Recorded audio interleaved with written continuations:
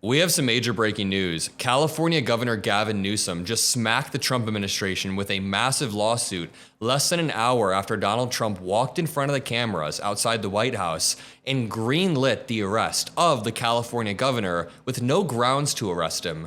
No law that he's broken, no reason whatsoever. No one in the Trump administration could cite any sort of law that Governor Newsom has broken. So this is pure, unfettered authoritarianism right in front of us. Now, Governor Newsom decided to fight back. He's not going to roll over. He is taking it to the courts with a very, very sharp lawsuit. And I think the onus is on us to break down what this lawsuit says because this is big. So let's just start with the headline. Governor Newsom tweeted out 30 minutes ago, as of Monday, June 9th, "New, we are suing Donald Trump. This is a manufactured crisis. He is creating fear and terror to take over a state militia and violate the U.S. Constitution. The illegal order he signed could allow him to send the military into any state he wishes." And this is true. There is no geographical boundary on this memorandum that Trump signed, and when you fail to cite a specific geographic boundary, the implication there is that there's no boundary. You can send the military into any state. You can mobilize the National Guard of any state against them. Every governor, says Newsom, red or blue, should reject this outrageous overreach. There's a lot of hyperbole out there. This isn't that. This is an unmistakable step toward authoritarianism that threatens the foundation of our republic. We cannot let it stand. And it's worth going into what the lawsuit says just a little bit because this comes at a key moment right after Trump on the White House lawn says that Tom Homan should arrest California Governor Gavin Newsom. Even Fox News is airing clips of a protest now breaking out in Atlanta, but they're struggling to find any violence there.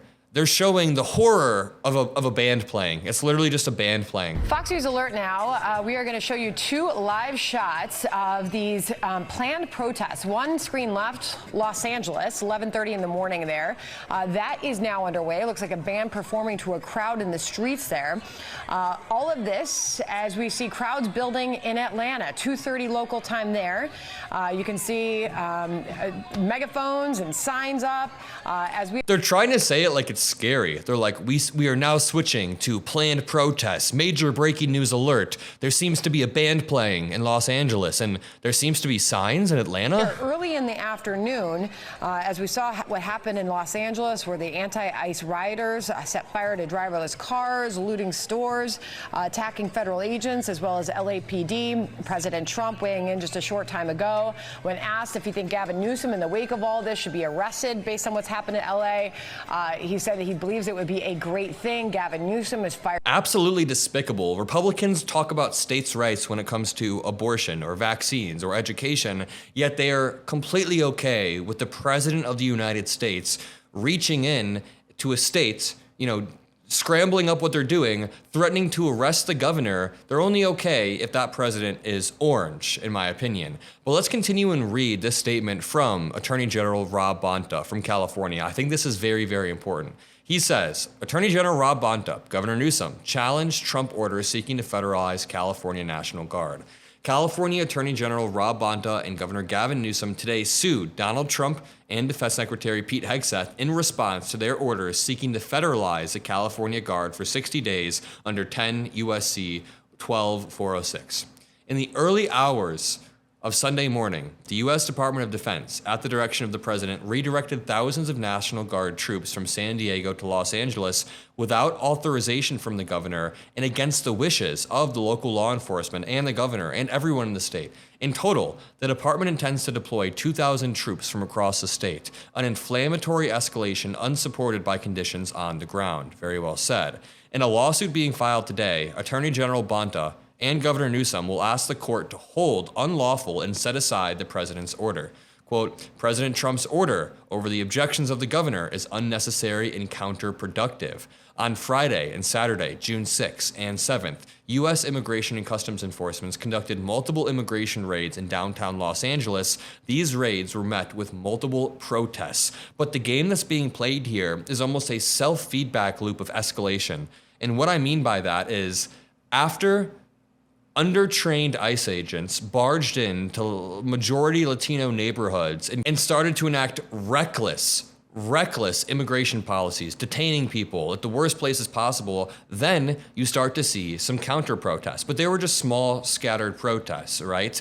Then the Trump administration, figures from the Trump administration, including Tom Homan, Caroline Leavitt, Stephen Miller, start to flood the airwaves on TV and on X and say, hey, these protests are unlawful. We'll start arresting people. You need to immediately scatter or else it's going to get bad. Well, what that does is it inflames more tensions on the ground. Then more people start hearing about these protests and hear, wait a minute, the Trump administration is arresting people? I'm going to go out there and protest. Then, of course, inevitably, there are agitators in every single protest. That is inevitable. It's going to happen. But the agitators should be shunned because the vast majority, 99.9% of people protesting, are there peacefully trying to protest the authoritarian policies of this regime, right?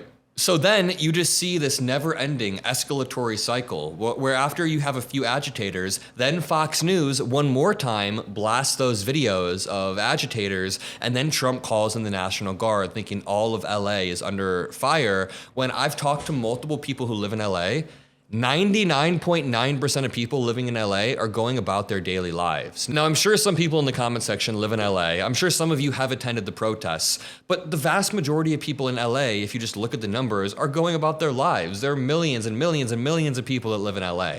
The argument that Newsom is making is President Trump's unprecedented order attempts to usurp state authority and resources via 10 USC, a statute that has been invoked on its own only once before in modern history and for highly unusual circumstances, when President Richard Nixon called upon the National Guard to deliver the mail during the 1970 Postal Service strike. This is also the first time since 1965, when President Johnson sent troops to Alabama to protect civil rights demonstrators, that a president has activated a state's National Guard without a request from the state's governor.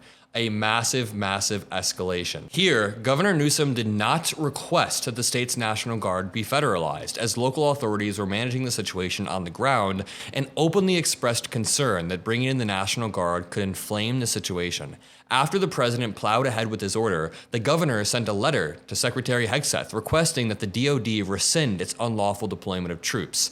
In a lawsuit being filed today, Attorney General Bonta and Governor Newsom will ask the court to hold that the president and Department of Defense's orders federalizing the California National Guard are unlawful, arguing that 1, the federalization of the California National Guard deprives California of resources to protect itself and its citizens, and of critical responders in the event of state emergency. 10 USC requires that Governor Newsom consent to federalization of the National Guard, which Governor Newsom was not given the opportunity to do prior to their deployment. Oh look, Donald Trump violating consent. Who would have thought? I'm not even making a cheeky joke there. Genuinely, who would have thought? The president's unlawful order infringes on Governor Newsom's role as commander-in-chief of the California National Guard and violates the state's sovereign right to control and have available its National Guard in the absence of a lawful invocation of federal power. Very well said. My question to you is, when the lawsuit drops, when the actual lawsuit drops later today, should I make a video? Should I go live and cover it? We have been covering every single step of this escalation while also trying to have balanced coverage about, Elon, the military parade, the big beautiful bill. We have a video coming about that later. So we have videos about everything. I made a video about Russia and Ukraine yesterday, so we can't get swept up just in this, but this is big, y'all. So I'm gonna keep covering it. I love you all. Like the video below, and peace out.